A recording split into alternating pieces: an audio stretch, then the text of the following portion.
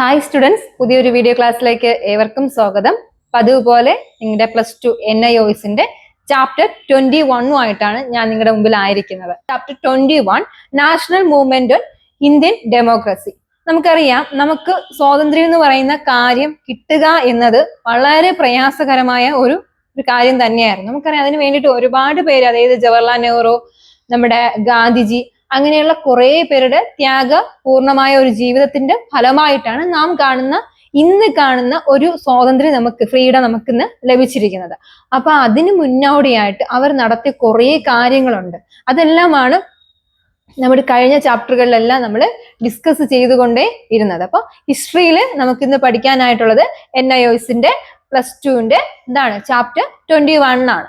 National movement in Indian democracy. കഴിഞ്ഞ ക്ലാസ്സിലാണ് നമ്മൾ പഠിച്ചു കഴിഞ്ഞു ബ്രിട്ടീഷ് ഭരണത്തോടുള്ള ജനങ്ങളുടെ എതിർപ്പ്, അവർക്കുണ്ടായ വെറുപ്പ്, അതെല്ലാം എന്ത് ചെയ്തു നമ്മൾ ഓൾറെഡി പഠിച്ച് കഴിഞ്ഞ കാര്യമാണ്. അതിലാണ് 1857 റിവോൾട്ട്, 1857 കലാപം എത്രത്തോളമാണ് ജനങ്ങളെ ബാധിച്ചത്, എത്രത്തോളമാണ് എന്ത് ചെയ്തത് ജനങ്ങൾ അതിലോട്ട് ഇൻവോൾവ് ആയത്, ഒരുപാട് പേര്, ആയിരക്കണക്കിന് അല്ലെങ്കിൽ ലക്ഷക്കണക്കിന് ആൾക്കാർക്ക് ജീവഹാനി ഉണ്ടായതും ഒക്കെ കാര്യങ്ങൾ നമ്മൾ കഴിഞ്ഞ ചാപ്റ്ററിൽ നമ്മൾ ഡിസ്കസ് ചെയ്തിട്ടുണ്ട്. അപ്പൊ ഈ ചാപ്റ്ററിൽ നമുക്ക് പ്രധാനമായിട്ടും 5 ക്വസ്റ്റ്യൻ തന്നെയാണ് പഠിക്കാനായിട്ടുള്ളത്. ഒന്നാമത്തെ ക്വസ്റ്റ്യൻ എന്ന് പറയുന്നത് ഹോം റൂൾ മൂവ്മെന്റ്. എന്താണ് ഹോം റൂൾ മൂവ്മെന്റ് എന്ന് പറയുന്നത്? രണ്ടാമത്തത് സ്വദേശി പ്രസ്ഥാനം. മൂന്നാമത്തത് ചൗരി ചൗര പ്രസ്ഥാനം. നാലാമത്തത് റൗലക്റ്റ് ആക്ട്. പിന്നെ ജാലിയൻ വാലാബാഗ്. പിന്നെ സിവിൽ ലംഘന പ്രസ്ഥാനം, ദണ്ഡിയാത്ര, ക്വിറ്റ് ഇന്ത്യ. അങ്ങനെ നമുക്ക് അറിയാവുന്ന ഒരു കാര്യത്തെ തന്നെയാണ് നമ്മൾ അറിയാവുന്ന ആ ഒരു കാര്യങ്ങൾ, അതിന് നമ്മളൊന്നൊരു പൊടി തട്ടി എടുക്കുന്നത് മാത്രമേ ഉള്ളൂ. അങ്ങനെയുള്ള കുറച്ച് ക്വസ്റ്റ്യൻ ആണ് നമുക്ക് ഡിസ്കസ് ചെയ്യാനായിട്ടുള്ളത്. നമുക്ക് ആദ്യം തന്നെ ഹോം റൂൾ മൂവ്മെന്റിലോട്ട് പോവാം. ഹോം റൂൾ മൂവ്മെന്റ് എന്ന് പറയുന്നത് കൊണ്ടുവന്നത് നമ്മുടെ ബാലഗംഗാധര തിലകും ആനി ബസന്റും ആണ്. അപ്പം home rule movement introduced by Annie Besant and Balagangadhar തിലകാണ്. അപ്പൊ 1916, 1980, 1918 കാലയളവിലാണ് ഇത് ആരംഭിച്ചത്. നമുക്കറിയാം ആർക്ക് വേണ്ടിയിട്ടാണ്? ബ്രിട്ടീഷ് ആധിപത്യത്തിനെതിരെയായിട്ട്, ജനങ്ങൾക്ക് വേണ്ടി, ജനങ്ങൾക്ക് സ്വതന്ത്രമായി കഴിയാൻ വേണ്ടിയിട്ട് ബ്രിട്ടീഷ് ആധിപത്യത്തിനെതിരെ കൊണ്ടുവന്ന പ്രസ്ഥാനമാണ് ഹോം റൂൾ മൂവ്മെന്റ്, അല്ലെങ്കിൽ ബാലഗംഗാധര തിലകും ആനി ബസന്റും ആരംഭിച്ച ഈ പ്രസ്ഥാനം എന്ന് പറയുന്നത്. അപ്പൊ ഇതില് കർണാടകയിലും മഹാരാഷ്ട്രയിലും ബാലഗംഗാധര തിലകാണ് എന്ത് ചെയ്തത്? പ്രവർത്തനം ആരംഭിച്ചത്.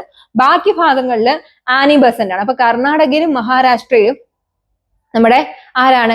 ബാലഗംഗാധര തിലക് ഭരണം അവിടെ കാഴ്ചവെച്ചു, അല്ലെങ്കിൽ അതിന്റെ ആ ഒരു പ്രവർത്തനം അവിടെ കാഴ്ചവെച്ചപ്പോൾ ബാക്കി ഭാഗങ്ങളിൽ ആനി ബസന്റ് ആണ്. 1917 ബ്രിട്ടീഷ് ഗവൺമെന്റ് എന്ത് ചെയ്തു? ആനി ബസന്റിനെ അറസ്റ്റ് ചെയ്യുകയാണ്. ഇതിന്റെ ഫലമായിട്ട് ഒരുപാട് പോരാട്ടങ്ങൾ, സ്ട്രഗിൾ അവർക്ക് ഫേസ് ചെയ്യേണ്ടതായിട്ട് വന്നിട്ടുണ്ട്. അതിന്റെ ഫലമായിട്ട് 1917 ആനി ബസന്റിനെ നമ്മുടെ ബ്രിട്ടീഷ് ഗവൺമെന്റ് അറസ്റ്റ് ചെയ്തു. അപ്പോൾ ഇങ്ങനെയുള്ള കാര്യങ്ങൾ, അപ്പം ഇതെല്ലാം നടക്കുന്നതിന്റെ ഫലമായിട്ടാണ് നമുക്ക് എന്ത് ലഭിക്കുന്നത്? സ്വാതന്ത്ര്യം ലഭിക്കുന്നത്. അതിന് മുന്നോടിയായിട്ട് നടന്ന കാര്യങ്ങളാണ് നമുക്ക്. ഒന്നുകൂടെ ഹോം റൂൾ മൂവ്മെന്റ് എന്ന് പറയുമ്പോൾ ഫൗണ്ടർ ആരൊക്കെയാണ്? ആനി ബസന്റും അതുപോലെ തന്നെ ബാലഗംഗാധര തിലകും. ശ്രദ്ധിച്ചിരിക്കാം, ആനി ബസന്റും ബാലഗംഗാധര തിലകുമാണ് നമ്മുടെ ഹോം റൂൾ മൂവ്മെന്റിന്റെ വക്താക്കൾ, അല്ലെങ്കിൽ അതിന്റെ ഫൗണ്ടേഴ്സ് എന്ന് പറയുന്നത്. 1916 കാലയളവിലാണ് ഈ ഹോം റൂൾ മൂവ്മെന്റ് വന്നത്. എന്തിനു വന്നു എന്ന് ചോദിച്ചു കഴിഞ്ഞാൽ ബ്രിട്ടീഷ് ആധിപത്യത്തിനെതിരെ, ബ്രിട്ടീഷുകാരുടെ ടോർച്ചർ അല്ലെങ്കിൽ എക്സ്പ്ലോയിറ്റേഷനെതിരെ വന്ന ഒരു സംഘടനയാണ് ഹോം റൂൾ മൂവ്മെന്റ് എന്ന് പറയുന്നത്. മഹാരാഷ്ട്രയിലും കർണാടകയിലും തിലകാണ് പ്രവർത്തിച്ചത്, അല്ലെങ്കിൽ ബാലഗംഗാധര തിലകാണ് അവിടെ പ്രവർത്തനം കാഴ്ചവെച്ചത്. ബാക്കി ഭാഗങ്ങളിൽ ആനി ബസന്റും ആയിരുന്നു. പക്ഷെ 1917 ആയപ്പോൾ, 1917 ആയപ്പോഴേക്കും നമ്മുടെ ആനി ബസന്റിനെ എന്ത് ചെയ്തു? അറസ്റ്റ് ചെയ്ത് നീക്കം ചെയ്തു. ഇതാണ് നമ്മുടെ ഹോം റൂൾ മൂവ്മെന്റ് എന്ന് പറയുന്നത്. ഓക്കെ, ക്ലിയർ അല്ലേ? ഇനി രണ്ടാമത് സ്വദേശി പ്രസ്ഥാനം. അപ്പൊ ഈ സമയത്തെല്ലാം പ്രശ്നങ്ങൾ ഇങ്ങനെ കൊടുമ്പിരി കൊണ്ട് വാഴുന്ന സമയമാണ്. അപ്പം 1905 നമുക്കറിയാം, കഴ്സൺ പ്രഭു വന്നിട്ട് ബംഗാൾ വിഭജനം നടത്തി, അല്ലെ? ഹിന്ദുക്കളെന്നും മുസ്ലിങ്ങളെന്നും വേർതിരിക്കുകയും അതായത് ബംഗാളിനെ എന്ത് ചെയ്തു? ഒരു 2 പാർട്ടീഷനായിട്ട് മാറ്റുകയും ചെയ്തു. അപ്പൊ ഈ സമയത്ത് എന്ത് ചെയ്തു? നമ്മുടെ ഗാന്ധിജി ജനങ്ങളോട് ആഹ്വാനം ചെയ്തു, ബ്രിട്ടീഷ് വസ്തുക്കളൊന്നും തന്നെ ഇനി എന്ത് ചെയ്യരുത്? ഉപയോഗിക്കരുത്. പകരം മാത്രം? സ്വദേശി വസ്ത്രങ്ങൾ മാത്രം, അല്ലെങ്കിൽ സ്വദേശി പ്രോഡക്റ്റ് മാത്രം, സ്വന്തം രാജ്യത്ത് ഉൽപ്പാദിപ്പിക്കുന്ന വസ്തുക്കൾ മാത്രം എന്ത് ചെയ്യുക? നമ്മൾ ഉപയോഗിക്കുക. അങ്ങനെ ഉയർന്നു വന്ന പ്രസ്ഥാനമാണ് സ്വദേശി പ്രസ്ഥാനം. മനസ്സിലാവുന്നുണ്ടോ? അപ്പൊ ഒന്നുകൂടെ സ്വദേശി പ്രസ്ഥാനം എന്ന് പറയുമ്പോൾ എന്താണ്? 1905 നമുക്കറിയാം കഴ്സൺ പ്രഭു നമ്മുടെ ബംഗാളിനെ എന്താണ് വിഭജിച്ചു അല്ലെ? അതിൽ ഒരു പക്ഷം ഹിന്ദുക്കളും ഒരു പക്ഷം മുസ്ലിങ്ങളും, അങ്ങനെ വേർതിരിവും ചേരിയും പാർട്ടീഷനും ഒക്കെ സംഭവിച്ചു. ഈ സമയത്ത് അതിനോട് എന്ത് ചെയ്തു? എതിർപ്പ് വന്ന നമ്മുടെ ഗാന്ധിജി പറയുകയുണ്ടായി, ബ്രിട്ടീഷുകാരുടെ ഒരു പദാർത്ഥങ്ങളും അല്ലെങ്കിൽ ബ്രിട്ടീഷുകാരുടെ ഒരു പ്രോഡക്റ്റ് നമുക്ക് ഇനി വേണ്ട, പകരം നമ്മൾ എന്താണ് സ്വദേശി വസ്തുക്കൾക്ക് മാത്രം. അതിന്റെ ഫലമായിട്ട് ബ്രിട്ടീഷുകാരെ നമുക്ക് ചരിത്രം പരിശോധിച്ചു കഴിഞ്ഞാൽ കാണാൻ കഴിയും, ബ്രിട്ടീഷുകാരുടെ സ്കൂളുകൾ പോലും കുട്ടികൾ എന്ത് ചെയ്തു എന്നാണ്? ബഹിഷ്കരിച്ചു എന്നാണ്. ബ്രിട്ടീഷുകാരുടെ സ്കൂളുകള്, കോളേജുകള്, അതുപോലെ തന്നെ എന്താണ് നമ്മുടെ അഡ്വക്കേറ്റ് വക്കീലന്മാർ എന്ത് ചെയ്തു? കോടതികൾ എന്ത് ചെയ്തു? ബഹിഷ്കരിച്ചു. അങ്ങനെയുള്ള കാര്യങ്ങൾ നമുക്ക് കാണാനായിട്ട് കഴിയും. അതുപോലെ അവരുടെ പ്രോഡക്റ്റുകളെല്ലാം വഴിയിൽ നിരത്തുകളിൽ കൂട്ടിയിട്ട് കത്തിക്കുകയുണ്ടായി. ഇതാണ് സ്വദേശി. എന്നിട്ട് സ്വന്തമായിട്ട് എന്ത് ചെയ്തു? എല്ലാ കാര്യങ്ങളും. അങ്ങനെയാണ് ചർക്കയില് ഗാന്ധിജി എന്ത് ചെയ്യുന്നത്? നൂറ്റ് വസ്ത്രങ്ങൾ നിർമ്മിക്കാൻ തുടങ്ങിയത്. സ്വന്തം രാജ്യത്ത് തന്നെ ധാരാളം നെയ്ത്തുപുരകളും വസ്ത്ര നിർമ്മാണശാലകളും അതുപോലെ തന്നെ കൃഷിയും അതുപോലെ തന്നെ മൺപാത്ര നിർമ്മാണവും എല്ലാ കാര്യങ്ങളും എല്ലാ കാര്യങ്ങളും നമ്മൾ തന്നെ എന്ത് ചെയ്യണം? ഉണ്ടാക്കണം എന്ന്, അല്ലെങ്കിൽ നമ്മൾ തന്നെ നമ്മുടെ രാജ്യത്തിന് വേണ്ടി നിർമ്മിക്കണം എന്ന് പറഞ്ഞുകൊണ്ട് ഗാന്ധിജി കൊണ്ടുവന്ന പ്രസ്ഥാനമാണ് സ്വദേശി പ്രസ്ഥാനം എന്ന് പറയുന്നത്. ആ പേരിൽ തന്നെയുണ്ട് സ്വദേശി പ്രസ്ഥാനം. സ്വന്തം ദേശത്തിലുള്ള ആ ഒരു പ്രോഡക്റ്റ് മാത്രം എന്ത് ചെയ്യുക? ഉപയോഗിക്കുക. അതാണ് സ്വദേശി പ്രസ്ഥാനം എന്ന് പറയുന്നത്. മനസ്സിലാവുന്നുണ്ടോ? ഒന്നുകൂടെ സ്വന്തം രാജ്യത്തിലെ സാധനങ്ങൾക്ക് പ്രയോറിറ്റി കൊടുക്കുകയും ബ്രിട്ടീഷ് പ്രോഡക്റ്റുകൾ എന്ത് ചെയ്തു? വേണ്ട എന്ന് വയ്ക്കുകയും ചെയ്ത പ്രസ്ഥാനത്തെയാണ് സ്വദേശി പ്രസ്ഥാനം എന്ന് പറയുന്നത്. ആ സമയത്ത് എല്ലാ സ്ത്രീകളും കുട്ടികളും നിരത്തിൽ ഇറങ്ങുകയും എല്ലാ വീടുകളിൽ നിന്നും ബ്രിട്ടീഷിന്റെ പ്രോഡക്റ്റുകൾ, ബ്രിട്ടീഷിന്റെ എന്താണ് വസ്തുവകകൾ എന്ത് ചെയ്യുന്നു? നിരത്തിൽ കൂട്ടിയിട്ട് കളക്ട് ചെയ്ത് നിരത്തിൽ കൂട്ടിയിട്ട് അത് കത്തിക്കുകയുണ്ടായി. അപ്പോ അങ്ങനെ കത്തിക്കുമ്പോൾ എന്ത് സംഭവിക്കും? ബാക്കി നമുക്ക് വേണമല്ലോ. അവരുടെ എല്ലാ പ്രോഡക്റ്റും നമ്മൾ ബഹിഷ്കരിച്ചു. പക്ഷെ നമുക്കിനി എന്ത് വേണം? ഒന്നേന്ന് എന്ത് ചെയ്യണം? നമ്മുടെ കാര്യങ്ങൾ ഉണ്ടാക്കിയെടുക്കണം. അങ്ങനെ വന്ന പ്രസ്ഥാനമാണ് സ്വദേശി പ്രസ്ഥാനം എന്ന് പറയുന്നത്. അപ്പം ഇതിന്റെ ഫലമായിട്ട് എല്ലാ കാര്യങ്ങളും എന്തൊക്കെയാണോ ബ്രിട്ടീഷുകാർ ഇവിടെ കൊണ്ടുവന്നത് ആ എല്ലാ പ്രോഡക്റ്റും എന്ത് ചെയ്യാൻ തുടങ്ങി? ഇവിടേക്ക് എന്ത് ചെയ്യാൻ തുടങ്ങി? ഉണ്ടാക്കാനും അതിന് ഒന്നേന്ന് എന്ത് ചെയ്തു? പണി കഴിപ്പിക്കുകയും ചെയ്തു. അതാണ് സ്വദേശി പ്രസ്ഥാനം എന്ന് പറയുന്നത്. കൃഷിയാകട്ടെ, ഓരോ പ്രോഡക്റ്റുകൾ ഉണ്ടാക്കുന്നതാകട്ടെ, വിദ്യാഭ്യാസമാകട്ടെ, എല്ലാ സെക്ടറുകളിലും എന്ത് കൊണ്ടുവരാൻ തുടങ്ങി? ഒരു പുതിയ മാറ്റം അല്ലെങ്കിൽ ഒരു പുതിയ ചേഞ്ച് കൊണ്ടുവരാനായിട്ട് തുടങ്ങി. ഇതിനെയാണ് സ്വദേശി പ്രസ്ഥാനം എന്ന് പറയുന്നത്. ക്ലിയർ അല്ലേ? അടുത്ത ചൗരി ചൗര മൂവ്മെന്റ്. ചൗരി ചൗര മൂവ്മെന്റ് എന്ന് പറയുമ്പോൾ നിസ്സഹരണം എന്ന് പറയുമ്പോൾ നമ്മൾ ഓൾറെഡി പഠിച്ചിട്ടുണ്ട്. നിസ്സഹരണം എന്ന് പറയുമ്പോൾ എന്താണ്? ബ്രിട്ടീഷുകാരുടെ നയങ്ങളോടൊന്നും എന്ത് ചെയ്തില്ല? അംഗീകരിക്കാനോ അക്സെപ്റ്റ് ചെയ്യാനോ ഒന്നും ആർക്ക് കഴിഞ്ഞില്ല? ഗാന്ധിജിക്ക് കഴിഞ്ഞില്ല. ബ്രിട്ടീഷുകാരുടെ എല്ലാ നിയമങ്ങളെയും എന്ത് ചെയ്തു? തെറ്റായ നികുതികളായാലും അവർ കൊണ്ടുവന്ന കർക്കശമായ നിയമങ്ങളെല്ലാം എന്ത് ചെയ്തു? ബഹിഷ്കരിക്കുകയുണ്ടായി. നിസ്സഹരിക്കുക ഉണ്ടായി. നിസ്സഹരിക്കുക എന്ന് പറഞ്ഞാൽ വേണ്ടാന്ന് വെക്കുകയുണ്ട്. അപ്പൊ ഇതിനെ തുടർന്ന് എന്തുണ്ടായി? നിസ്സഹരണ പ്രസ്ഥാനത്തെ തുടർന്ന് ഉണ്ടായ പ്രസ്ഥാനമാണ് ചൗരി ചൗര മൂവ്മെന്റ് എന്ന് പറയുന്നത്. ബ്രിട്ടീഷുകാർ എന്താ ചെയ്യുന്നത്? ഒരുപാട് നമ്മളെ ടോർച്ചർ ചെയ്തുകൊണ്ടേ ഇരിക്കുന്ന സമയമാണ്. അപ്പൊ 1922 ഫെബ്രുവരി 5 ഇപ്പോഴാണ് നമ്മുടെ 1922 ഫെബ്രുവരി 5 ഉത്തർപ്രദേശിലെ ചൗരി ചൗര എന്ന് പറയുന്ന ഒരു ഗ്രാമമായിരുന്നു. ഉത്തർപ്രദേശിലെ ചൗരി ചൗര എന്ന് പറഞ്ഞ ഗ്രാമത്തില് 100ഓളം കർഷകർ എന്ത് ചെയ്തു? ഒരു ജാഥയ്ക്ക് പങ്കെടുത്തു. മനസ്സിലാവുന്നുണ്ടോ? അപ്പൊ 100ഓളം കർഷകർ എന്ത് ചെയ്തു? ഒരു ജാഥയ്ക്ക് പങ്കെടുത്തപ്പോൾ ആ ജാഥയുടെ ഇടയിലേക്ക് ബ്രിട്ടീഷുകാർ നിറയൊഴിച്ചു. വെടിയുണ്ട എന്ത് ചെയ്തു? ഏൽപ്പിക്കുകയുണ്ട്. അല്ലെങ്കിൽ എന്താണ് അവരെ തോക്കിന് വിധേയരാക്കി. ആ സമയത്ത് വെടിവെക്കുകയും ഒക്കെ ചെയ്ത സമയത്ത് ആ ജനക്കൂട്ടം എന്ത് ചെയ്തു? ഇളകുകയും ആ ജനക്കൂട്ടം തൊട്ടടുത്ത് കാണുന്ന പോലീസ് സ്റ്റേഷൻ ആക്രമിക്കുകയും അത് തീയിടുകയും ചെയ്തു. മനസ്സിലാവുന്നുണ്ടോ? അത് തീയിടിക്കുക. അവിടെ എന്താണ്? 22ഓളം പോലീസ് ഉദ്യോഗസ്ഥരെ എന്ത് ചെയ്തു? നിരപരാധികളായവരും ഉണ്ട്, തെറ്റ് ചെയ്തവരുണ്ട്. 22ഓളം പോലീസ് ഉദ്യോഗസ്ഥർ അവിടെ തൽക്ഷണം എന്ത് ചെയ്തു? വെന്ത് മരിക്കുകയുണ്ടായി. ഈ ഒരു ഇൻസിഡന്റിനെയാണ് എന്ത് പറയുന്നത്? ചൗരി ചൗര മൂവ്മെന്റ് എന്ന് പറയുന്നത്. മനസ്സിലാവുന്നുണ്ട്? ചൗരി ചൗര മൂവ്മെന്റ് എന്താണ്? ചൗരി ചൗര മൂവ്മെന്റ് എന്ന് പറയുന്നത് ഇവിടെ പറയുന്നു 1922 ഫെബ്രുവരി 5 ഉത്തർപ്രദേശിലെ ഒരു ചൗരി ചൗര എന്ന് പറയുന്ന ഗ്രാമമാണ്. ഉത്തർപ്രദേശിലെ ഒരു ചൗരി ചൗര ഗ്രാമത്ത് എന്താണ്? കുറച്ച് ആൾക്കാർ കർഷക ജാഥ നടത്തുകയുണ്ട്. കുറച്ച് കർഷകരായിട്ടുള്ള ആൾക്കാർ അവരുടെ ആവശ്യങ്ങൾ പറഞ്ഞുകൊണ്ട് ഒരു ജാഥ നടത്തുക. ഈ ജാഥയിലേക്ക് ഒരു ആവശ്യവുമില്ലാതെ അല്ലെങ്കിൽ എന്താണ് ഒരു പ്രകോപനം കൂടാതെ എന്ത് സംഭവിച്ചു? ബ്രിട്ടീഷുകാർ എന്ത് ചെയ്തു? വെടി ഉതിർക്കുകയുണ്ടായി.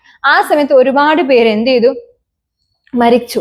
അപ്പൊ ഇതിൽ പ്രകോപനം കൊണ്ട ഈ ബ്രിട്ടീഷുകാർക്കെതിരെ നമ്മുടെ കർഷകരായ ജനങ്ങള് ഓടിച്ചെല്ലുകയും തൊട്ടടുത്ത് കാണുന്ന ഒരു പോലീസ് സ്റ്റേഷൻ ഉണ്ടായിരുന്നു. ആ പോലീസ് സ്റ്റേഷനിലേക്ക് എന്ത് ചെയ്തു? തീയിടുകയും ചെയ്തു. അപ്പൊ അതിനുള്ളിൽ 22ഓളം പോലീസുകാർ എന്ത് ചെയ്തു? മരിക്കുക ഉണ്ടായി. ആ സമയത്ത് 22ഓളം പോലീസുകൾ മരിക്കുകയുണ്ടായി. അപ്പൊ ഇവിടെ എന്താണ്, ബ്രിട്ടീഷുകാരുടെ പോലീസ് സ്റ്റേഷൻ ആണ് എന്ന് വിശ്വസിച്ചാണ് ഇവർ എന്ത് ചെയ്ത് ഇത് ചെയ്തത്. പക്ഷെ അതിനുള്ളിൽ എന്തുണ്ടായിരുന്നു, നിരപരാധികളായ ആൾക്കാരും ഉണ്ടായിരുന്നു. അങ്ങനെ 22ഓളം പോലീസ് ഉദ്യോഗസ്ഥർ മരിക്കുകയുണ്ട്. ഈ സംഭവത്തെയാണ് ചൗരി ചൗര മൂവ്മെന്റ് എന്ന് പറയുന്നത്. അപ്പൊ ഒന്നുകൂടെ 1922 ഫെബ്രുവരി 5 ചൗരി ചൗര ഉത്തർപ്രദേശിലെ ഒരു ഗ്രാമപ്രദേശമാണ്. അവിടെ എന്ത് ചെയ്തു, കർഷകരുടെ ധർണയിലേക്ക് ബ്രിട്ടീഷുകാർ എന്ത് ചെയ്തു, വെടിയുതിർക്കുകയും ഇതിൽ പ്രകോപനം കൊണ്ട കർഷകർ എവിടേക്ക് തൊട്ടടുത്ത് കാണുന്ന ആ ഒരു പോലീസ് സ്റ്റേഷൻ ആക്രമിക്കുകയും അതിനകത്ത് കാണുന്ന 22ഓളം പോലീസുകാരെ എന്ത് ചെയ്തു, തീക്കിരയ്ക്ക് ഇരയാക്കുകയും ചെയ്തു. ഇതാണ് എന്തെന്ന് പറയുന്നത്, ചൗരി ചൗര മൂവ്മെന്റ് എന്ന് പറയുന്നത്. ഇനി അടുത്ത് റൗലക്റ്റ് ആക്ട്. എന്താണ് റൗലക്റ്റ് ആക്ട്? റൗലക്റ്റ് ആക്ടിന്റെ ഒരു പേര് തന്നെ കരി നിയമം എന്നാണ്. കരി നിയമം എന്ന് പറയുമ്പോൾ കോടതിയിൽ വിചാരണ കൂടാതെ, മനസ്സിലായോ, നമുക്കറിയാം ഒരു തെറ്റ് ചെയ്തു കഴിഞ്ഞാൽ ഒരു വ്യക്തിയെ എവിടെ ആദ്യം കൊണ്ട് ആക്കണം, കോടതിയിൽ വിചാരണ ചെയ്യണം. അവൻ ചെയ്ത തെറ്റ് എന്താണ്, അവൻ എന്താണ് അവന്റെ നെഗറ്റീവ് എല്ലാം നമ്മൾ എവിടെ മനസ്സിലാക്കും, കോടതിയിൽ മനസ്സിലാക്കിയതിന് ശേഷമാണ് അവനെ എവിടേക്ക് കൊണ്ടുപോകുന്നത്, പണിഷ്മെന്റ് ചെയ്യാനായിട്ട് കൊണ്ടുപോകുന്നത്. ഇവിടെ അങ്ങനെയല്ല. യാതൊരു തെറ്റും ഏത് തെറ്റ് ചെയ്ത ആളെയും എവിടെ ഹാജരാക്കില്ല, കോടതിയിൽ ഹാജരാക്കാതെ എന്ത് ചെയ്യുന്നുണ്ട്, അവര് തടങ്കലിലേക്ക് അയക്കും. തടങ്കൽ അല്ലെങ്കിൽ തടവറയിലേക്ക്, ജയിലിലേക്ക് അടയ്ക്കുന്നു. ഈ ഒരു നിയമത്തെ അല്ലെങ്കിൽ ഈ ഒരു ഇതിനെയാണ് എന്തെന്ന് വിളിക്കുന്നത്, റൗലക്റ്റ് ആക്ട് എന്ന് വിളിക്കുന്നത്. ഇതിനെയാണ് എന്ത് വിളിക്കുന്നത്, റൗലക്റ്റ് ആക്ട് എന്ന് വിളിക്കുന്നത്. അപ്പൊ റൗലക്റ്റ് ആക്ട് എന്ന് പറയുമ്പോൾ എന്താണ്, 1919 1919 1919 ബ്രിട്ടീഷുകാർക്കെതിരെ കൊണ്ടുവന്ന നിയമത്തെയാണ് എന്ത് വിളിക്കുന്നത്, റൗലക്റ്റ് ആക്ട് അല്ലെങ്കിൽ ബ്ലാക്ക് ആക്ട് അല്ലെങ്കിൽ കരി നിയമം എന്ന് വിളിക്കുന്നത്. മനസ്സിലാവോ? തെളിവുകളൊന്നും തന്നെ ഇല്ലാതെ, എന്താ കാരണം കൂടാതെ ആരെയും എന്ത് ചെയ്യാം, തടവിലാക്കാം. അത് നിങ്ങളൊന്ന് ജസ്റ്റ് ചിന്തിച്ചാൽ മതി. നമുക്കറിയാം, ഒരു മോഷണ കുറ്റത്തിലുള്ള വ്യക്തിയാണെങ്കിൽ പോലും, അല്ലെങ്കിൽ ഒരു കൊലപാതക കേസിൽ ഒരു വ്യക്തിയാണെങ്കിൽ പോലും ആദ്യം നമ്മൾ എന്ത് ചെയ്യും, അവരെ എന്താണ് ചെയ്തത്, അല്ലെ, അവരെന്താണ് ചെയ്തത് എന്ന് നമ്മൾ അവരെ കൊണ്ട് കോടതിയിൽ എന്ത് ഹാജരാക്കും. അവിടെ വെച്ച് ആ വ്യക്തിക്ക് പറയാനുള്ളതും ആര് കേൾക്കും, കോടതി കേൾക്കും. അത് കേട്ടതിന് ശേഷമാണ് അയാൾ ചെയ്ത തെറ്റിനനുസരിച്ച് അയാൾക്ക് എന്ത് കൊടുക്കുക, ശിക്ഷ കൊടുക്കുക, അയാൾ എവിടേക്ക് അയക്കുന്നത്, ജയിലിലോട്ട് അയക്കുന്നത്. പക്ഷെ ഇവിടെ അങ്ങനെയല്ല. ബ്രിട്ടീഷുകാർ കൊണ്ടുവന്ന ഒരു നിയമമാണ്. ഒരു ചെറിയൊരു തെറ്റ് കണ്ട ആളെ പോലും വിചാരണ ചെയ്യില്ല, കൊണ്ടുവരുന്നു, അയാളെ നേരെ കർക്കശമായി എന്ത് ചെയ്യുന്നു, പണിഷ് ചെയ്യുന്നു, ഭയങ്കരമായിട്ട് ഉപദ്രവിക്കുന്നു, നേരെ എവിടേക്ക് ഇടുന്നു, ജയിലിലേക്ക് ഇടുന്ന ഒരവസ്ഥ. അപ്പൊ ഇത് എന്താണ്, നമ്മുടെ ഇന്ത്യക്കാരായ ജനങ്ങൾക്ക് വളരെയധികം ബുദ്ധിമുട്ട് ഉണ്ടാക്കി. അപ്പൊ ഇതിനെയാണ് കരി നിയമം എന്ന് വിളിച്ചത്. 1919 ഇത് കൊണ്ടുവന്നത്. അപ്പൊ ഇത് കരി നിയമമായിട്ടാണ് ഇന്നും അന്ന് കണക്കാക്കിയിരുന്നത്. അപ്പൊ യാതൊരു ഇത് ചെയ്യാതെ അവരെന്ത് ചെയ്യും, എവിടേക്കിടും, അവിടെ കൊണ്ട് എവിടേക്കിടും, ജയിലിലോട്ട് ഇടും. അപ്പൊ ഈ സംഭവത്താണ് എന്ത് സംഭവിക്കുന്നത്, കോടതിയിൽ ഒരു വിചാരണ ചെയ്യില്ല, അവരെ കോടതിയിൽ ഹാജരാക്കില്ല, അവർക്ക് പറയാനുള്ളത് എന്താണെന്ന് കേൾക്കാനുള്ള ഒരു മനസ്സ് കാണിക്കില്ല. ഇങ്ങനെയൊക്കെയുള്ള ഒരു അപരിഷ്കൃതമായ ഒരു നിയമത്തെയാണ് എന്ത് വിളിച്ചത്, റൗലക്റ്റ് ആക്ട് എന്ന് വിളിക്കുന്നത്. 1990. ഓക്കെ, ക്ലിയർ അല്ലേ? അപ്പം ഇത്രയും നേരം നമ്മൾ നോക്കി എന്താണ് നമ്മുടെ ബാലഗംഗാധര തിലകനും ആനി ബസന്റും കൊണ്ടുവന്ന ഹോം റൂൾ മൂവ്മെന്റ് നോക്കി, ചൗരി ചൗര മൂവ്മെന്റ് നോക്കി, റൗലക്റ്റ് ആക്ട് നോക്കി. ഇനി നമുക്ക് എന്താണ് ജാലിയൻ വാലാബാഗ് കൂട്ടക്കൊല? എന്താണ് ജാലിയൻ വാലാബാഗ് കൂട്ടക്കൊല? 1990 തന്നെ പഞ്ചാബിൽ നടന്ന ഒരു സംഭവമാണ്. എവിടെയാണ് നടന്നത്, പഞ്ചാബിൽ നടന്നു. ജനറൽ ഡയർ, അല്ലെ, ജനറൽ ഡയറിന്റെ നേതൃത്വത്തിലാണ് എന്ത് നടക്കുന്നത്, ജാലിയൻ വാലാബാഗ് കൂട്ടക്കൊല നടന്നത്. ആ സമയത്ത് എന്താ സംഭവിച്ചത് നമുക്കറിയാം, അല്ലെ, റൗലറ്റ് നിയമത്തിന് എതിരെ പ്രതിഷേധിക്കാൻ വേണ്ടി, കാരണം ഈ റൗലക്റ്റ് ആക്ട് നിലനിൽക്കുന്നിടത്തോളം ജനങ്ങൾക്ക് സ്വസ്ഥതയില്ല. അപ്പൊ അതിനെതിരെ പ്രതിഷേധിക്കാൻ വന്ന പാവപ്പെട്ട ജനങ്ങളെ എവിടേക്കാണ്, അവിടെ അവര് സമരം ചെയ്തു പോവുകയായിരുന്നു.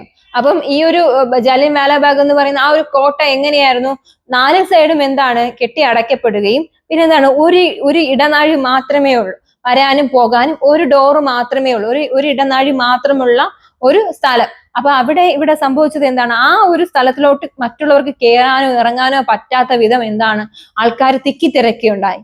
ഈ സമയത്തേക്ക് എന്ത് സംഭവിച്ചു, ഈ ജനറൽ ഡയറിന്റെ നേതൃത്വത്തിലുള്ള ആ വ്യക്തി ജനറൽ ഡയർ എന്തിന് വെടി ഉതിർക്കാൻ വേണ്ടിയിട്ട് ഉത്തരവ് ഇടുകയുണ്ടായി. ഈ സമയത്ത് പേടിച്ച് വിരണ്ടോടിയ ആൾക്കാർ അങ്ങോട്ടും ഇങ്ങോട്ടും ഓടുന്നതിനിടയിൽ ധാരാളം പേര്, ലക്ഷക്കണക്കിന് അല്ലെ 1000ഓളം ആൾക്കാർ എന്ത് ചെയ്തു, മരണം സംഭവിച്ചു. കണക്കുകൾ പ്രകാരം 379ഓളം ആൾക്കാർ മരിച്ചു എന്നാണ് ബ്രിട്ടീഷ് രേഖകൾ പറയുന്നത്. അപ്പൊ എന്താണ് ജാലിയൻ വാലാബാഗ്, എവിടെയാണ് നടന്നത്, 1919 പഞ്ചാബിൽ നടന്ന സംഭവമാണ്. എന്തിനെതിരെയാണ്, റൗലക്റ്റ് നിയമത്തിനെതിരെ സമരം ചെയ്ത് എന്താണ് ആ ഒരു ഉദ്യാനത്തിൽ ഒരു ഇടുങ്ങിയ ഇടവഴിയാണ് അവർ സമരം ചെയ്ത് സമാധാനമായിട്ട് പോയവരാണ്. ആ സമാധാനപരമായി സമരം ചെയ്തു പോയ അവരുടെ ഇടയിലേക്ക് ജനറൽ ഡയർ എന്ത് ചെയ്തു, നിറയൊഴിക്കാൻ അല്ലെങ്കിൽ വെടി ഉതിർക്കാൻ വേണ്ടിയിട്ട് ഉത്തരവിട്ടു. ഈ സമയത്താണ് എന്ത് സംഭവിച്ചത്, ഉത്തരവിടുകയും ആ ഉത്തരവിട്ടതിന്റെ പുറകിൽ 379ഓളം ആൾക്കാർ എന്ത് ചെയ്തു, മരണപ്പെടുകയും ആൾക്കാർക്ക് അങ്ങോട്ടോ ഇങ്ങോട്ടോ പോകാനായിട്ട് കഴിഞ്ഞില്ല. അവർക്ക് കഴിയാതെ വന്നു. കാരണം അവര് വളരെ ക്രൗഡാണ്. ആ ക്രൗഡിലേക്ക് എന്താ സംഭവിച്ചത്, ആൾക്കാർക്ക് അങ്ങോട്ടോ ഇങ്ങോട്ടോ പോകാൻ കഴിയാത്ത വിധം ആൾക്കാർ ഞെരുങ്ങി തിക്കിത്തിരക്കി. ആ സമയത്ത് അനേകം പേർ എന്ത് ചെയ്തു, താഴേക്ക് വീഴുകയും എന്നിട്ട് പോലും എന്ത് സംഭവിച്ചോ, അവരുടെ ഇടയിലേക്ക് വീണ്ടും വീണ്ടും വെടി ഉതിർത്തുകൊണ്ടേയിരുന്നു. അങ്ങനെയാണ് ആൾക്കാർ, ധാരാളം പേര്, ആയിരക്കണക്കിന് ആൾക്കാരോടെ മരിച്ചു ഒടുങ്ങുന്ന അവസ്ഥയുണ്ടായി. ഈ സമയത്താണ് ഈ ഒരു പ്രസ്ഥാനത്തെ അല്ലെങ്കിൽ ഈ ഒരു സംഭവത്തെയാണ് എന്തെന്ന് വിളിച്ചത്, ജാലിയൻ വാലാബാഗ് കൂട്ടക്കൊല എന്ന് വിളിക്കുന്നത്. അപ്പൊ ഒന്നുകൂടെ, ജാലിയൻ വാലാബാഗ് കൂട്ടക്കൊല എന്ന് പറഞ്ഞാൽ 1919 നടന്നത്. പഞ്ചാബിലാണ് നടന്നത്. എവിടെയാണ് നടന്നത്, പഞ്ചാബിലാണ് നടന്നത്. റൗലറ്റ് നിയമത്തിനെതിരെയാണ് അവിടെയുള്ള ഇന്ത്യക്കാരായ കുറച്ച് ആൾക്കാർ എന്താ സംഭവിച്ചത്, അവര് ആ ഒരു സമാധാനപരമായി സമരം ചെയ്തു പോയവരാണ്. ആ സമാധാനപരമായി സമരം ചെയ്തു പോയ അവരുടെ ഇടയിലേക്ക് എന്താ സംഭവിച്ചത്, നിറ ഒഴിച്ച സമയത്ത് ആൾക്കാർക്ക് അങ്ങോട്ടും ഇങ്ങോട്ടും ഓടാൻ കഴിയാത്ത വിധം ഈ ഒരു ഇടുങ്ങിയ ഇടവഴിയിലോട്ട് ഇവരായിപ്പോയി, അല്ലെ ആ കോട്ടയ്ക്കുള്ളിലോട്ട് ആയിപ്പോയി. അതിലൊരു വഴി മാത്രമേ ഉണ്ടായിരുന്നുള്ളൂ.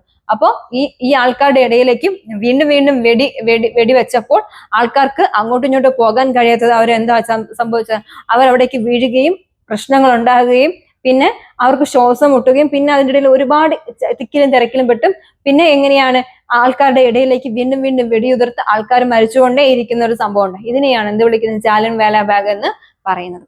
ഓക്കെ, ഇനി അടുത്തത് സിവിൽ ലംഘന പ്രസ്ഥാനം. എന്താണ്, ഗാന്ധിജിയുടെ നേതൃത്വത്തിലുള്ള രണ്ടാമത്തെ പ്രക്ഷോഭമാണ് സിവിൽ നിയമലംഘന പ്രസ്ഥാനം. സിവിൽ നിയമലംഘനം എന്ന് പറയുമ്പോൾ ബ്രിട്ടീഷുകാർ പറയുന്നതൊന്നും തന്നെ ഇനി എന്ത് ചെയ്യില്ല, കേൾക്കില്ല, ലംഘിക്കുകയാണ്. ലംഘിക്കുക എന്ന് പറയുമ്പോൾ അവരുടെ ഒരു കാര്യങ്ങളും ഇനി എന്ത് ചെയ്യില്ല, വേണ്ട, അല്ല അവരുടെ നിയമങ്ങളൊന്നും അംഗീകരിക്കരുത് എന്ന് ജനങ്ങളോട് ആഹ്വാനം ചെയ്യുകയാണ്, ഗാന്ധിജി ആഹ്വാനം ചെയ്യണം. ഗാന്ധിജി പറഞ്ഞു, ഇനി നമ്മൾക്കൊന്നും തന്നെ നോക്കി നിൽക്കേണ്ട ആവശ്യമില്ല, നമുക്കിനി എന്ത് വേണം, പൂർണ്ണ സ്വാതന്ത്ര്യം, പൂർണ്ണ സ്വരാജ് എന്ന് പറയുമ്പോൾ പൂർണ്ണ സ്വാതന്ത്ര്യം നമുക്ക് വേണം. അതിനു വേണ്ടിയിട്ട് എന്ത് ചെയ്യണം, നമ്മൾ ഇറങ്ങിയേ പറ്റൂ. അതാണ് സിവിൽ നിയമലംഘന പ്രസ്ഥാനം എന്ന് പറയുന്നത്. സിവിൽ നിയമലംഘന പ്രസ്ഥാനം എന്ന് പറയുമ്പോൾ ബ്രിട്ടീഷുകാരുടെ എല്ലാ പ്രോഡക്റ്റുകളും എന്ത് ചെയ്തു, അവർ ബഹിഷ്കരിക്കുകയും മദ്യഷാപ്പ് എന്ന് പറയുമ്പോൾ നമുക്കറിയാം എന്താണ്, ആൽക്കഹോൾ വിൽക്കുന്ന ആ കടകളെല്ലാം എന്ത് ചെയ്തു, ടിക്കറ്റ് ചെയ്യുകയും ചെയ്തു. അതായത് അതിനെല്ലാം സീൽ ചെയ്യുകയും വിദേശ വസ്തുക്കളെല്ലാം തന്നെ ബഹിഷ്കരിച്ചു. അപ്പം ബ്രിട്ടീഷുകാരുടെ കയറ്റുമതിയും ഇറക്കുമതിയൊക്കെ എന്ത് ചെയ്തു, ഇത് ബാധിക്കുകയുണ്ട്. അവരുടെ പ്രോഡക്റ്റ് ഇങ്ങോട്ട് ഇറക്കുന്നത് അവരെന്ത് ചെയ്തു, തടഞ്ഞു. ഇവിടെ നിന്ന് അവരുടെ പ്രോഡക്റ്റുകൾ ഒഴുകുന്നതും അവരെന്ത് ചെയ്തു, തടഞ്ഞു. അപ്പം അത് മാത്രമല്ല, ഈ വിദേശ വസ്തുക്കൾ അവർ ഇവിടേക്ക് വിറ്റഴിക്കുന്നതായാലും അവർ കൊണ്ടുവരുന്ന ഓരോ പ്രോഡക്റ്റ് ആയാലും എല്ലാം എന്ത് ചെയ്തു, ബഹിഷ്കരിച്ചു. ഡ്രസ്സിങ് ആകട്ടെ, എല്ലാത്തിലും ഇന്ത്യയുടെ തനത് സ്വഭാവം അല്ലെങ്കിൽ തനത് സംസ്കാരം വിളിച്ചോതുന്ന രീതിയിൽ ആക്കുകയുണ്ടായി ഗാന്ധി. അപ്പൊ ഇതാണ് സിവിൽ നിയമലംഘന പ്രസ്ഥാനം എന്ന് പറഞ്ഞാൽ. പൂർണ്ണമായി ഇനി നമ്മളിങ്ങനെ ഇരുന്നിട്ട് കാര്യമില്ല, നമുക്കിനി എന്ത് വേണം, പൂർണ്ണമായിട്ടുള്ള ഒരു സ്വരാജ് വേണം. പൂർണ്ണ സ്വരാജ് അല്ലെങ്കിൽ പൂർണ്ണമായിട്ടുള്ള സ്വാതന്ത്ര്യം നമുക്ക് കിട്ടിയേ പറ്റൂ. ഇനി അര സ്വാതന്ത്ര്യമോ അല്ലെങ്കിൽ മുക്കാൽ സ്വാതന്ത്ര്യമോ അല്ല, നമുക്ക് പൂർണ്ണമായിട്ടുള്ള ഒരു സ്വാതന്ത്ര്യം നമുക്ക് ലഭിച്ചേ പറ്റൂ എന്ന് ഗാന്ധിജി പറഞ്ഞു പഠിപ്പിച്ചു, ജനങ്ങളെ പറഞ്ഞു പഠിപ്പിക്കേണ്ടായി. അപ്പൊ ജനങ്ങളോട് പറഞ്ഞു, ഇങ്ങനെ ഇരുന്നാൽ പറ്റില്ല, നമ്മൾ എന്ത് നേടിയെടുത്തേ പറ്റൂ, നമുക്ക് എന്ത് പ്രയാസം വന്നാലും നമുക്ക് എന്ത് നേടിയെടുക്കണം, സ്വാതന്ത്ര്യം നേടിയെടുക്കുക തന്നെ ചെയ്യണം, അത് നമ്മുടെ അവകാശമാണ് എന്ന് ആര് പ്രസ്താവിക്കുകയുണ്ടായി, ഗാന്ധിജി പ്രസ്താവിക്കുന്നു. എന്ത് പ്രസ്ഥാനത്തിലൂടെ, സിവിൽ ലംഘന പ്രസ്ഥാനത്തിലൂടെ. ക്ലിയർ അല്ലേ, ഓക്കെ അല്ലേ? അടുത്ത ദണ്ഡി യാത്ര, ഉപ്പു സത്യാഗ്രഹം. ദണ്ഡി യാത്ര അറിയാലോ, ഉപ്പു സത്യാഗ്രഹം നമുക്കറിയാം. ഉപ്പു സത്യാഗ്രഹം എന്ന് പറയുമ്പോൾ എങ്ങനെയാണ്, 1930 മാർച്ചിലാണ്. 1930 മാർച്ചിലാണ് സബർമതി തൊട്ട് ദണ്ഡി കടപ്പുറം വരെ ആര് നടന്നു വരികയുണ്ടായി, ഇവിടെ ഗാന്ധിജി നടന്നു വരികയുണ്ട്. സബർമതി തൊട്ട് എവിടെയാണ്, ദണ്ഡി കടപ്പുറത്ത് വരെ വരികയും 1930 ഏപ്രിൽ 6 എന്ത് സംഭവിക്കുന്നത്, ഉപ്പുകുറുക്ക്. അതായത് ഗാന്ധിജി എല്ലാം എന്ത് ചെയ്തു, സഹിച്ചു, അല്ലെ, എല്ലാം സഹിച്ചു. സഹനശക്തിയുടെ വ്യക്തിയാണ്, അല്ലെ, ഹിംസയ്ക്കൊക്കെ എതിര് നിന്ന് അഹിംസയ്ക്കൊക്കെ പ്രാധാന്യം കൊടുത്ത വ്യക്തിയാണ്. അവസാന കാലഘട്ടത്തില് ഇവിടെ നിന്ന് നമുക്ക് സുലഭമായി കിട്ടുന്ന ഉപ്പിന് വരെ ബ്രിട്ടീഷുകാർ എന്ത് കൊണ്ടുവന്നു, നികുതി കൊണ്ടുവന്നു. അപ്പൊ ഇത് ഗാന്ധിജിക്ക് ഒട്ടും അക്സെപ്റ്റ് ചെയ്യാൻ കഴിയാത്ത ഒരു ഘടകമായിട്ട് മാറുകയാണ്. അപ്പം ഉപ്പ് എടുക്കണമെങ്കിൽ നമ്മുടെ കടൽ തീരങ്ങളിൽ നമുക്ക് സുലഭമായി കിട്ടുന്ന ഉപ്പ് അത് നമുക്ക് ലഭിക്കണമെങ്കിൽ നമുക്ക് എന്ത് ചെയ്യണം, അത് നമ്മൾ പൈസ കൊടുത്ത് വാങ്ങിക്കേണ്ട ഒരു അവസ്ഥ. അപ്പൊ ഇത് നമ്മളെ ഗാന്ധി എന്ത് ചെയ്തു, ഒട്ടുമേ അംഗീകരിക്കാനായിട്ട് തയ്യാറായില്ല. അതിനെ തുടർന്നാണ് സബർമതി തൊട്ട് അത് മാത്രമല്ല നമ്മുടെ ദണ്ഡി കടപ്പുറം വരെ അദ്ദേഹം എന്ത് ചെയ്തു, നടന്നു വരികയുണ്ടായി. നടന്ന് വന്ന് ഉപ്പ് കുറുക്കുന്ന അവസ്ഥയുണ്ടായി. ഉപ്പ് കുറുക്കി എന്നാണ് 1930 ഏപ്രിൽ 6-ന്. അതിനുശേഷം ഒരുപാട് അദ്ദേഹത്തിന് എന്താണ് പണിഷ്മെന്റ്, ശിക്ഷകളും ജയിലിലടക്കുകയും അദ്ദേഹത്തെ ഉപദ്രവിക്കുകയും ഒക്കെ ചവിട്ടുകയും ഒക്കെ ചെയ്ത സംഭവങ്ങൾ ഇതിനുള്ളിലുണ്ട്. നമ്മൾ നോക്കുമ്പോൾ നമുക്ക് എക്സാമിന് തൽക്കാലത്തെ ഒരു പോയിന്റിൽ നമ്മൾ എങ്ങനെയാണ് പറയാനുള്ളത്, 1930 മാർച്ചിലാണ് ഉപ്പ് സത്യാഗ്രഹം നടന്നത്. 1930 മാർച്ചിലാണ് ഉപ്പ് സത്യാഗ്രഹം നടന്നത്. ഉപ്പിന് ബ്രിട്ടീഷ് ഗവൺമെന്റ് എന്ത് ഈടാക്കുകയാണ്, ഉപ്പിന് മേൽ നികുതി ഈടാക്കി. ബാക്കി എല്ലാ പ്രോഡക്റ്റും എന്ത് ചെയ്തു, നികുതി ഈടാക്കി ജനങ്ങളെ ബുദ്ധിമുട്ടിച്ചു.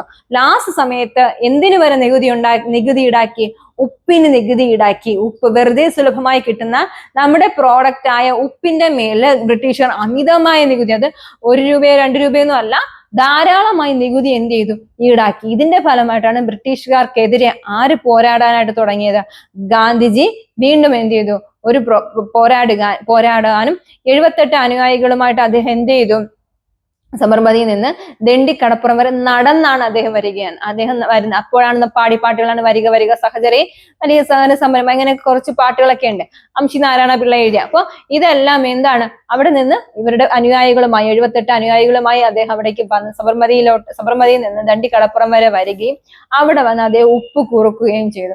അപ്പൊ ഈ സമയത്തും അദ്ദേഹത്തിന് ഒരുപാട് ചുമ്മാതെ വന്നതല്ല, ഒരുപാട് പ്രശ്നങ്ങൾ ഉണ്ടായിട്ടുണ്ട്. ഒരുപാട് ടോർച്ചർ നേരിടേണ്ടതായിട്ട് വന്നു, അറസ്റ്റുകൾ രേഖപ്പെടുത്തേണ്ടതായിട്ട് വന്നു. അപ്പൊ ഇങ്ങനെ കുറെ കാര്യങ്ങളിലൂടെയാണ് എന്ത് നടന്നത്, ഉപ്പ് സത്യാഗ്രഹം നടന്നത്. അപ്പൊ ഓർത്തു വയ്ക്കുക, ഉപ്പ് സത്യാഗ്രഹം 1930 മാർച്ച്. ഓക്കെ, ഏപ്രിൽ 6-നാണ് എന്ത് ചെയ്തത്, ഉപ്പ് കുറുക്കുന്നത്. അടുത്ത ക്വിറ്റ് ഇന്ത്യ. എന്താണ് ക്വിറ്റ് ഇന്ത്യ? ക്വിറ്റ് ഇന്ത്യ എന്ന് പറയുമ്പോൾ എന്താണ്, എല്ലാം കഴിഞ്ഞു, എല്ലാം അവസാനിച്ചു. ഇപ്പൊ ബ്രിട്ടീഷുകാരുടെ ടോർച്ചർ സഹിക്കാൻ വയ്യ, ഉപ്പിന്റെ മുകളിൽ വരെ അവരെന്ത് ഈടാക്കി, നികുതി ഈടാക്കിയ സംഭവം. അപ്പൊ എല്ലാം ഇങ്ങനെ സഹിക്കാൻ പറ്റാത്ത കണ്ടീഷനിൽ ഇരുന്നപ്പോൾ ഗാന്ധി പറഞ്ഞു, ഇനി ഒരു ഓപ്ഷനും ഇല്ല, ക്വിറ്റ് ഇന്ത്യ, ക്വിറ്റ് ചെയ്യുക എന്ന് പറഞ്ഞാൽ എന്താണ്, വിടുക. എന്ത് വിടുക, ആര് വിടുക? ഗാന്ധിജി പറഞ്ഞു, ഇനി ബ്രിട്ടീഷുകാർ ഇവിടെ എന്ത് ചെയ്യില്ല, വച്ച് വാഴിക്കില്ല, ബ്രിട്ടീഷുകാരെ പറഞ്ഞു വിട്ടേ പറ്റൂ എന്ന് പറഞ്ഞിട്ട് ക്വിറ്റ് ഇന്ത്യ എന്ന മുദ്രാവാക്യം ഉയർത്തുകയുണ്ടായി. 1942 ഓഗസ്റ്റ് 8-നാണ് ക്വിറ്റ് ഇന്ത്യ സമരം നടന്നത്. എന്നാണ് 1942 ഓഗസ്റ്റ് 8-ന്. അദ്ദേഹം ആ സമയത്ത് പറഞ്ഞ ഒരു പ്രധാനപ്പെട്ട മുദ്രാവാക്യമാണ് do or die. Do or die എന്ന് പറയുമ്പോൾ പ്രവർത്തിക്കുക അല്ലെങ്കിൽ മരിക്കുക, അല്ലെ? അത് നമുക്കറിയാം. ക്വിറ്റ് ഇന്ത്യ, ഇനി ഇവിടെ നിന്നാൽ, അല്ലെങ്കിൽ ബ്രിട്ടീഷുകാരെ ഇനി ഇവിടെ നിന്നാൽ നമ്മുടെ സാമ്പത്തിക സ്ഥിതി എന്ത് ചെയ്യും, വളരെയധികം മോശം അവസ്ഥയിലോട്ട് പോകും. അത് മാത്രമല്ല, നമ്മുടെ ദാദാഭായ് നവറോജി പറഞ്ഞതുപോലെ നമ്മുടെ പ്രോഡക്റ്റുകൾ എവിടേക്ക് ഒഴുകിക്കൊണ്ടിരിക്കുന്നു, ബ്രിട്ടനിലോട്ട് ഒഴുകിക്കൊണ്ടിരിക്കുന്നു. നമ്മുടെ കഴിക്കാനുള്ള വസ്തുക്കളായാലും നമ്മൾ കഴിക്കാനുള്ള ഫുഡ് പദാർത്ഥങ്ങളും ഒക്കെ എന്താണ്, ഇവിടെ ഇല്ല. അതിനെല്ലാം ദൗർലഭ്യം നേരിട്ടുകൊണ്ടിരിക്കുന്നു. നമ്മുടെ വിദ്യാഭ്യാസ മേഖല, നമ്മുടെ എല്ലാ മേഖലകളിലും ആര് ആധിപത്യം അടക്കി വാഴ്ന്നുകൊണ്ടിരിക്കുന്നു, ബ്രിട്ടീഷുകാർ അടക്കി വാഴുന്ന സമയത്ത് ഇനിയും പറ്റില്ല. ഇനി ഇങ്ങനെ നിന്നാൽ ഇന്ത്യ അവരുടെ കൈകളിലോട്ട് ആവുകയും ഇന്ത്യക്ക് ഒരു സ്വാതന്ത്ര്യമില്ലാത്ത അവസ്ഥ ഉണ്ടാവുകയും ചെയ്തു. അപ്പൊ അതിനെതിരെയാണ് എന്ത് നടക്കുന്നത്, ക്വിറ്റ് ഇന്ത്യ, ഇന്ത്യയിൽ നിന്ന് ക്വിറ്റ് ചെയ്ത് പോകാനായിട്ട് ആരോട് ആഹ്വാനം ചെയ്തത്, ബ്രിട്ടീഷുകാരോട് എന്താണ് ആഹ്വാനം ചെയ്തത്. ആരാണ്? ഗാന്ധിജി ആഹ്വാനം ചെയ്യുക. അതാണ് 1946 ഓഗസ്റ്റ് 8-നാണ് ക്വിറ്റ് ഇന്ത്യ സമരം ഉണ്ടായത്. ആ സമയത്താണ് ഉയർത്തിയ മുദ്രാവാക്യമാണ് പ്രവർത്തിക്കുക അല്ലെങ്കിൽ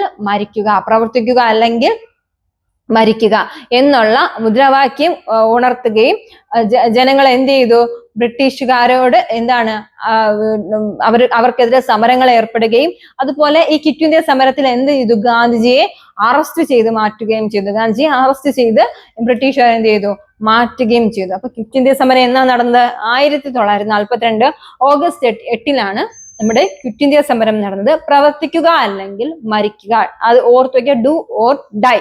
ചിലപ്പോൾ ചോദിക്കാം, ഡു ഓർ ഡൈ എന്ന് പറയുന്ന മുദ്രാവാക്യം ഗാന്ധി ഏത് സമരത്തിലാണ് മുഴക്കിയത്? ഏത് സമരത്തിലാണ്?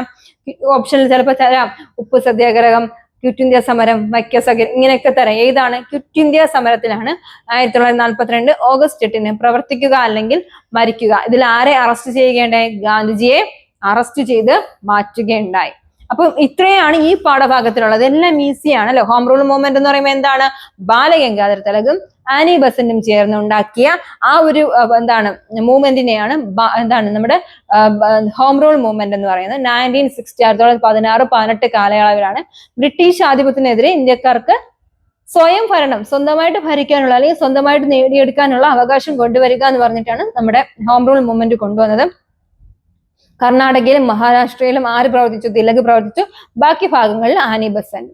ഇനി സ്വദേശി പ്രസ്ഥാനം എന്ന് പറയുമ്പോൾ എന്താണ്? 1905 1905 ബംഗാൾ വിഭജനത്തെ തുടർന്ന് ഉണ്ടായ പ്രസ്ഥാനമാണ് സ്വദേശി പ്രസ്ഥാനം എന്ന് പറയുന്നത്. ബ്രിട്ടീഷ് ഉൽപ്പന്നങ്ങൾക്ക് പ്രാധാന്യം നൽകുകയും പ്രാധാന്യം നൽകാതെ അതിനെല്ലാം ഉപേക്ഷിച്ചുകൊണ്ട് സ്വന്തം വസ്തുവകകൾക്ക് പ്രാധാന്യം നൽകുകയുണ്ട്. ഇന്ത്യയിൽ ഉണ്ടാക്കുന്ന സ്വദേശി വസ്തുക്കൾക്ക് പ്രാധാന്യം അല്ലെങ്കിൽ അതിനെ എന്ത് ചെയ്തു? കൂടുതലായിട്ട് മുന്നോട്ട് കൊണ്ടുവരാൻ വേണ്ടി ശ്രമിക്കുകയും ചെയ്തു. വിദേശ വസ്തുക്കളെ ബഹിഷ്കരിക്കുകയും സ്വദേശ വസ്തുക്കളെ എന്ത് ചെയ്തു? സ്വീകരിക്കുകയും ചെയ്തു. ഇംഗ്ലീഷുകാരുടെ സ്കൂളുകൾ എന്ത് ചെയ്തു? അടച്ചിടുകയും ഇംഗ്ലീഷുകാരുടെ ആതുരാലയങ്ങള് അതുപോലെ ബ്രിട്ടീഷുകാരുടെ കോടതികളെ ഒക്കെ ബഹിഷ്കരിച്ചു. എന്നിട്ട് സ്കൂൾ കുട്ടികൾ മുതൽ മുതിർന്നവർ വരെ ഏത് പ്രസ്ഥാനത്തിൽ ഉണ്ടായിരുന്നു?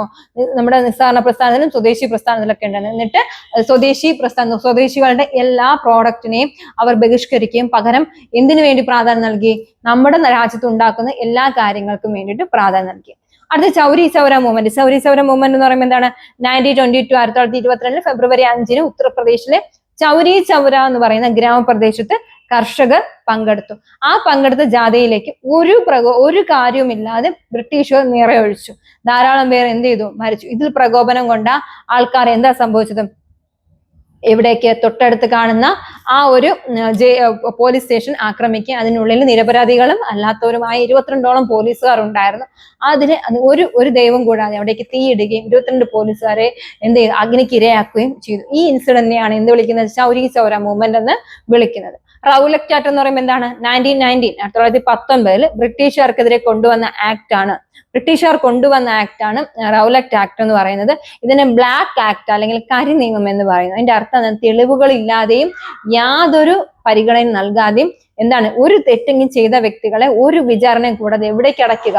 നമ്മുടെ ജയിലിലോട്ട്, തടവറയിലോട്ട് അടയ്ക്കുന്ന ആ ഒരു രീതിയാണ് എന്ത് വിളിച്ചത്? റൗലറ്റ് ആക്ട് എന്ന് വിളിച്ചത്. അപ്പോൾ അവർ ചെയ്ത തെറ്റുകൾ പോലും എന്ത് ചെയ്യില്ല?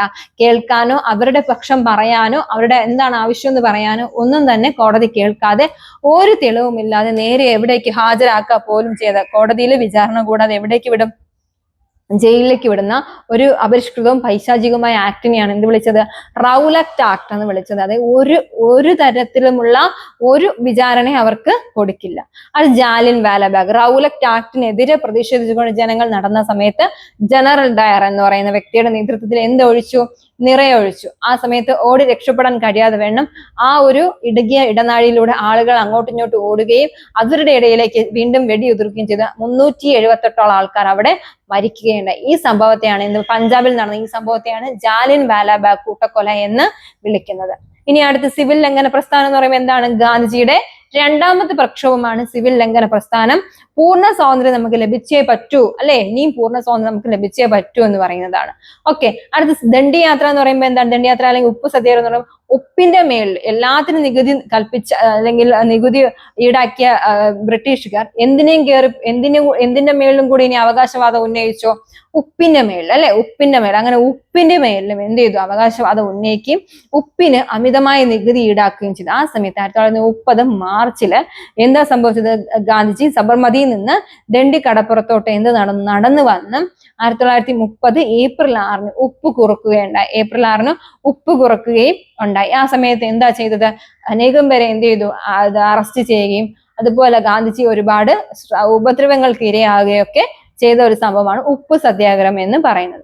ക്വിറ്റ് ഇന്ത്യ എന്ന് പറയുന്നത് എന്താണ്? ആ പേരിൽ തന്നെയുണ്ട്, ക്വിറ്റ് ചെയ്യുക. ക്വിറ്റ് ചെയ്യുക എന്ന് പറയുമ്പോൾ എന്താണ്? വിടുക, ക്വിറ്റ് ചെയ്യുക. 1942 ഓഗസ്റ്റ് 8 ക്വിറ്റ് ഇന്ത്യ സമരം നടന്നത്. 1942 ഓഗസ്റ്റ് 8 പ്രവർത്തിക്കുക അല്ലെങ്കിൽ മരിക്കുക, ഡു ഓർ ഡൈ അല്ലെ, പ്രവർത്തിക്കുക അല്ലെങ്കിൽ മരിക്കുക എന്ന മുദ്രാവാക്യം അല്ലെങ്കിൽ ചിന്താവിഷയം ഉയർത്തിയ സംഭവമാണ് ക്വിറ്റ് ഇന്ത്യ എന്ന് പറയുന്നത്. ധാരാളം പേർ ഗാന്ധിജി എന്ത് ചെയ്തു?